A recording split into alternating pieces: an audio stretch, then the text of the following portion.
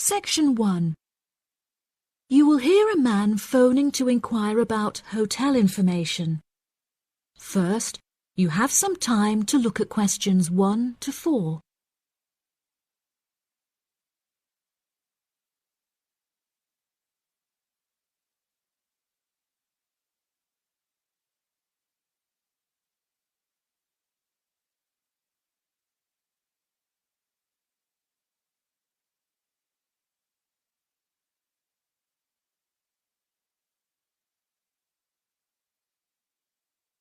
You will see that there is an example that has been done for you. On this occasion only, the conversation relating to this will be played first. Good afternoon. You're through to reception at the Island Hotel in Crete. How may I help you today?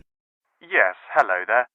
I'm hoping to book a double room for my wife and myself for about 2 weeks, from the 25th of April of this year.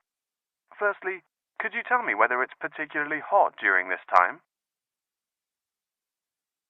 The type of room the man requires is a double one, so double has been written in the space.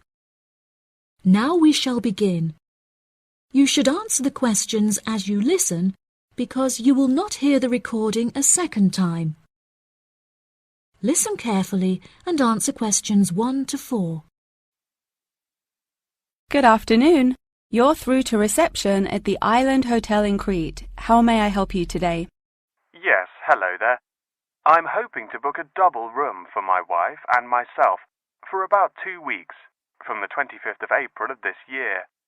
Firstly, could you tell me whether it's particularly hot during this time? Yes, of course, sir. During late April and early May, the daytime temperature shouldn't exceed 19 degrees Celsius. But the weather has been rather erratic and difficult to predict in recent years, so I am unable to say for certain. Okay, that sounds good. My wife doesn't like going outside when it's very hot. I haven't booked flights yet, but I must say that I'm unfamiliar with Crete and its transport system. Does the hotel provide an airport shuttle service? Yes, sir. We provide a complimentary airport pickup service for all our guests. It takes about 40 minutes to get here from the airport, but it's at least 60 minutes at rush hours. And you will be provided with a fully air-conditioned shuttle bus. Okay, excellent. In that case, do you have any rooms available for the dates I gave you? I shall have a look on the system now for you, sir. Bear with me just a moment. Yes, sir. I can see now that we have several rooms available. Would you prefer a garden view or a sea view? Well, ideally I would like a sea view room with a balcony, but of course that depends on the difference in price. Not to worry, sir. All of our standard double rooms have ensuite facilities and a balcony. If you would like one of our sea view rooms, there is a premium of €60 per night. Okay, so could you tell me the total nightly rate for a standard double room with a sea view? Yes, of course, sir. For the spring months, our rate is €216 per night. For 14 nights altogether, this will come to €3,024. Perfect. I also read on your website that the hotel has gym and spa facilities. Are there any other facilities on offer? Yes, we have a large outdoor infinity pool overlooking the ocean, with luxury sunbeds and a poolside bar. We also have 3 full-size tennis courts, where we run a popular doubles tournament, with the winner receiving 2 all-inclusive spa day vouchers. Goodness, I shall have to brush up on my tennis skills. Before you hear the rest of the conversation, you have some time to look at questions 5 to 10.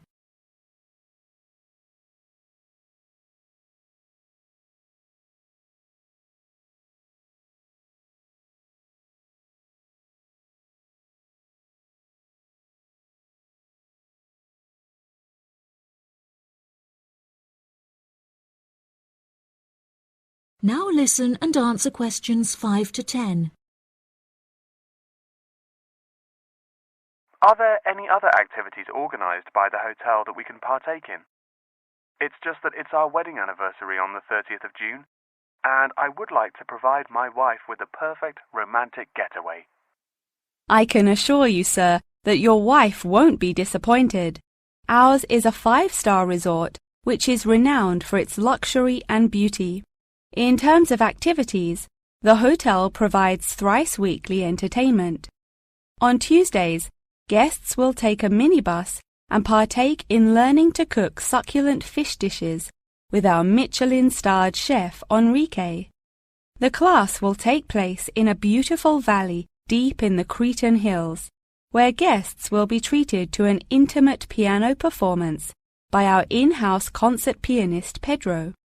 On Wednesdays, a select number of guests will be fortunate enough to explore the mountains by helicopter, before being transported to a tropical Cretan garden by shuttle bus. Finally, on Thursdays, after a fancy dinner, we provide a spectacular fireworks display, which guests can view from the comfort of a cable car. Oh, wow! That all sounds absolutely wonderful. I shall book the room now, and then I need to look at flights so as not to become extortionate. Would you like to take my details now or later? That is the end of section 1. You now have half a minute to check your answers.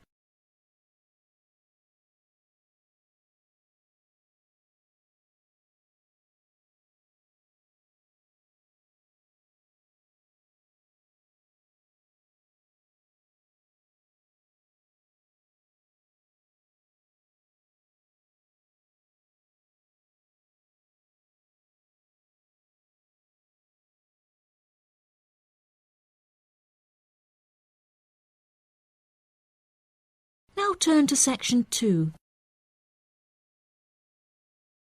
Section 2. You will hear part of a radio program about online exchange business.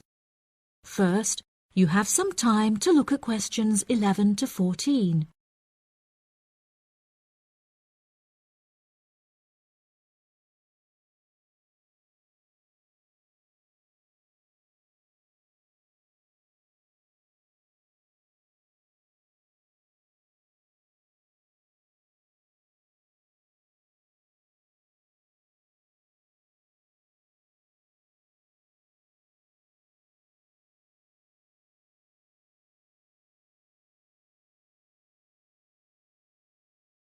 Now listen carefully and answer questions 11 to 14.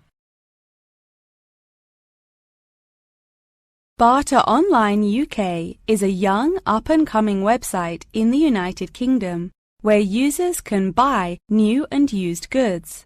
However, instead of paying with money, registered users instead exchange their purchase for an item of similar value. This part is perhaps the most complicated, as the registered users themselves must mutually decide on an appropriate value, with value either being the recommended retail price, RRP, or simply how much they believe the item to be worth. The website has been founded by a group of 4 friends in the north of England. Originally, they exchanged their belongings among family members. They frequently found themselves swapping their belongings when they no longer had any use for them. They live by the motto, "One person's trash is another person's treasure," and hate to throw things away. As more and more people caught wind of the idea and wanted to participate in the exchanges, the group decided that the idea had the potential to become a successful business venture, and so it did. Barter Online UK is a startup online business, which took 3 months to set up, and has now been running for around half a year. Despite only being founded a short time ago, the website has already garnered about 1,500 registered users, with 500 more than expected, a huge achievement for the founders. Some of the users are registered in the United Kingdom and Canada, with the majority from the Republic of Ireland.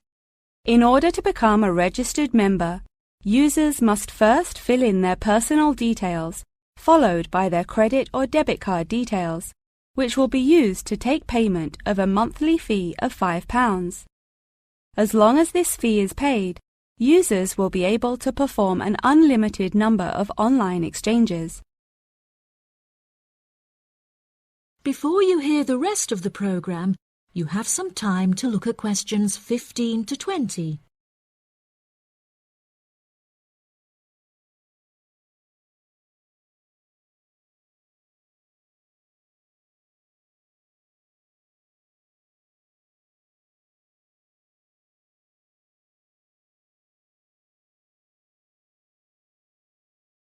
Now listen and answer questions 15 to 20. A multitude of items are sold on the website, such as textbooks, soft toys and tools. However, books for children and computer games are by far selected most. The exchange process itself is not as complicated as it might seem. Users can enter their preferences for what they would like to receive, and also explicitly state what they would like to give away, and the website will automatically pair up suitable users. If, however, a user doesn't want to give anything away, but would simply like to buy something, Barter Online UK does support a secure online payment system, where users can perform a normal monetary transaction. Despite this, the founding group strongly discourages the use of the online payment system, clearly stating that this goes against the intended ethos of the company. Although bartering is an age-old process, many of the website's users are unsure how to decide which of their own items to exchange. It often helps to order items by popularity using the filter button provided. This will tell the website to find out popular items for users' convenience. To this, the founding members say, just put everything you don't want on there. Different people have different tastes, and you never know what they might be looking for. In order to aid registered users in their exchanges and to provide them with assurance, the founders recently added a new feature whereby on completion of an exchange, users will be encouraged to provide each other with feedback. This feedback will include criteria such as the quality of the item as compared with how it was advertised, the ease of communication with the seller, the speed at which the item was delivered, and so on. The Friends believe that using this method, users will have a more transparent and trustworthy bartering experience. That is the end of section 2. You now have half a minute to check your answers.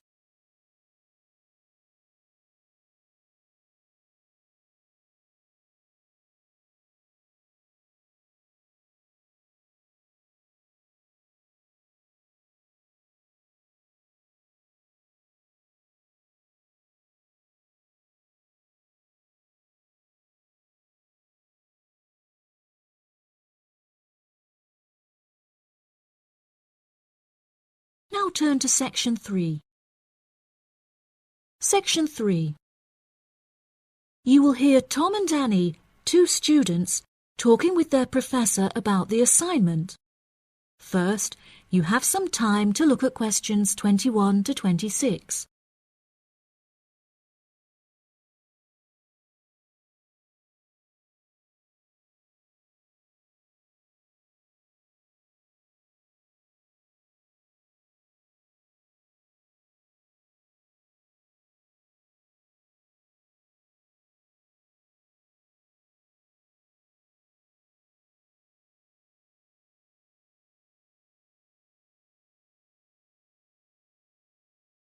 Now listen carefully and answer questions 21 to 26. Professor Tomlinson, may Annie and I please quickly ask you a few questions about the reflective journal assignment? It's just that we're a bit confused as to what you want us to include and discuss. Yes, of course. What are you having trouble with? Well, everything really.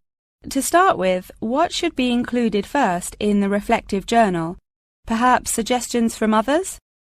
No. Firstly, you should include the study goals you set yourself at the beginning of the module. This section should have been discussed in some detail towards the beginning of the course by Professor May. You should be able to find her suggestions on the slides she has provided the class online. OK, thank you, Professor.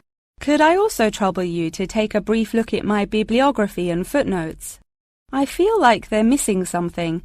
Most of our friends' bibliographies are longer. Well, looking at this, Annie, I can see that you have used a wide range of resources, which shows that you have made effective use of communication technology. As far as I can tell, you need not make any changes to this, although you might want to double-check that your referencing complies with the Harvard Referencing Style regulations. Oh, I'm very surprised you've said that. Thank you. Now I can set my mind at ease. Tom, you said you wanted to ask the professor about the achievements section. Ah, yes, Professor. In the assignment guidelines, we're asked to introduce and elaborate on our biggest achievement in the past, saying which skills we learned in the process and how these skills can be transferred to various different future careers.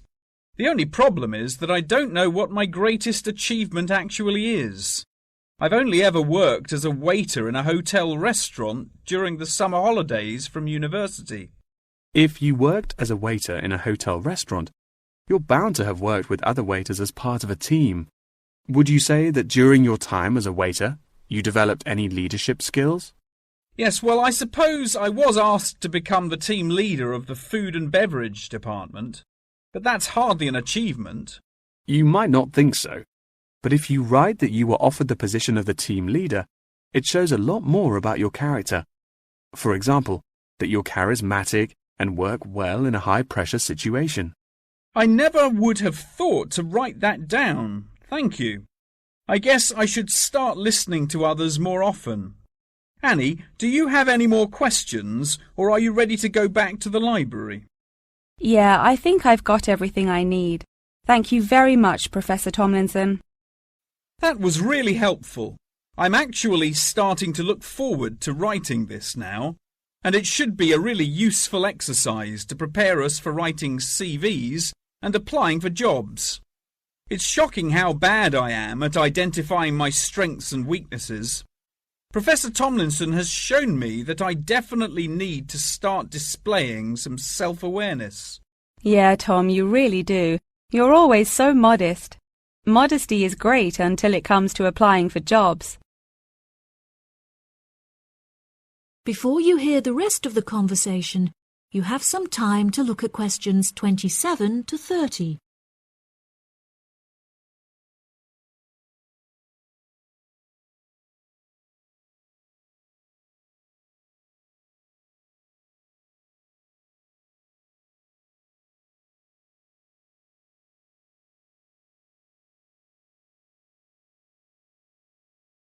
Now listen and answer questions 27 to 30. Oh no! I forgot to ask the professor about the section on identifying the skills gained through different activities. Do you remember? When it asks you, for example, whether writing an essay develops your study skills or your independent learning and so on. Oh goodness, we really should have asked him that. I've been having trouble with it too. It just seems like such a pointless task. What do you reckon the answers are? I think writing an essay might be a way of identifying and resolving a problem, because you have to state the problem in the introduction and then solve it. I'm not so sure about taking exams. I thought they were supposed to develop lots of different skill sets.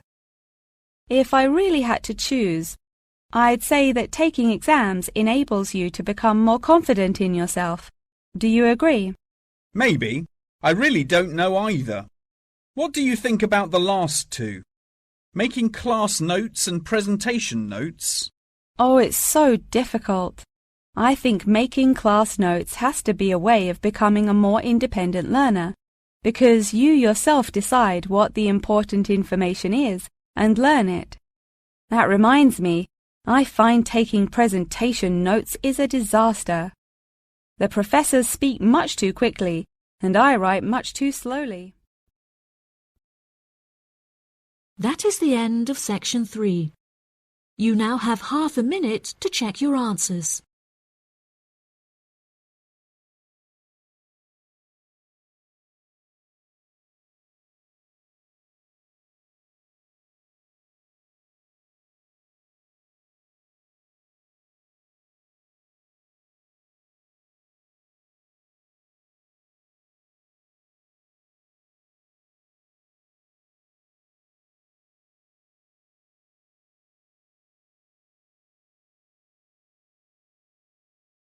Now turn to section 4.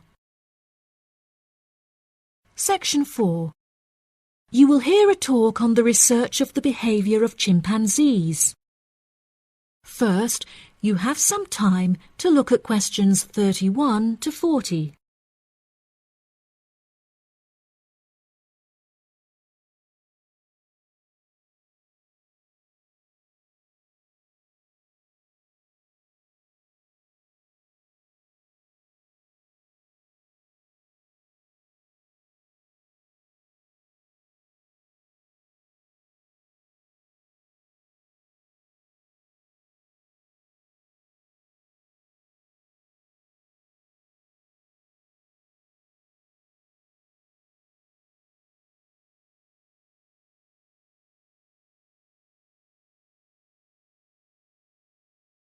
Now listen carefully and answer questions 31 to 40.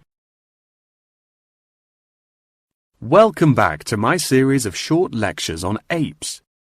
Today we will examine recent and historical breakthroughs on the behavior of chimpanzees, otherwise known as chimps. The word chimpanzee is an umbrella term for two different species of apes in the genus Pan, which are the common chimpanzee or pan troglodytes found in West and Central Africa, and the bonobo, or Pan paniscus, which are found in the forests of the Democratic Republic of the Congo. Chimpanzees belong to the Hominidae family, together with gorillas, orangutans, and indeed humans. Current research tells us that the chimps broke away from the human branch of the Hominidae family approximately 6 million years ago, and remain the closest living relative to humans to this day. More modern researches into chimpanzees have centered on their behavioral characteristics, once all biological and genetic factors have been ruled out. In this way, scientists have unearthed an unfathomable amount of similarities between human and chimpanzee behavior. Although much of this research has taken place through observation of captive chimps, the results are widely seen as an authoritative reflection of chimps living in the wild.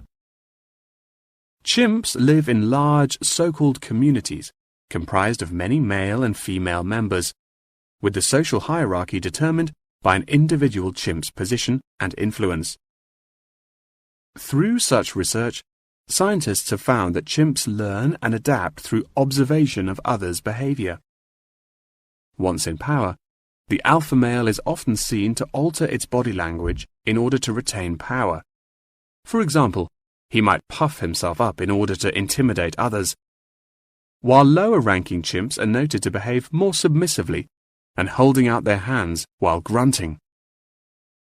Female chimpanzees also have a distinct social hierarchy, with high social standing inherited by children. It is not unheard of for dominant females within a community to unite and overthrow the alpha male, backing another in his place. James Diamond, in his book The Third Chimpanzee, suggests that chimps should now be reclassified in the genus Homo instead of Pan, and there are many arguments still in favor of this. Male common chimpanzees are, on average, 1.7 meters in height, weighing 70 kilograms, with their female counterparts being somewhat smaller. By comparison, the bonobo is slightly shorter and lighter, but with longer arms and legs. However, both species walk on all fours and climb trees with great ease. Jane Goodall made a groundbreaking discovery in 1960 when she observed the use of tools among chimpanzees, including digging for termites with large sticks. A recent study claimed to reveal that common chimpanzees in Senegal have been using spears sharpened with their teeth to hunt. However, these reports remain unsubstantiated. Researchers have witnessed such tools, namely rocks, being used by chimps to open coconut shells, and indeed crushing nuts with stone hammers.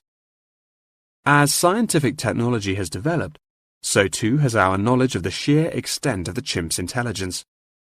Research has now shown that chimps have the capability to learn and use symbols and understand aspects of the human language, including syntax, as well as numerical sequences.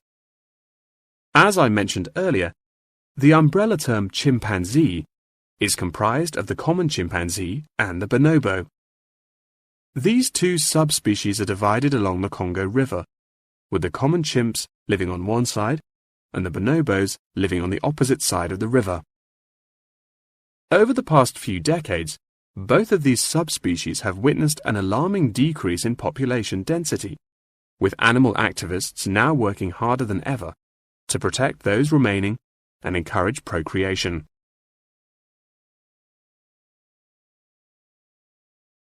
In addition, next week's episode will focus more closely on how chimpanzees in captivity are able to learn things through imitating the behavior of humans, as well as how chimpanzees' behaviors have developed over many generations. Thank you very much for attending this evening's lecture. I hope you found it intellectually stimulating, and I look forward to seeing you again next week. Good night. That is the end of section 4. You now have half a minute to check your answers.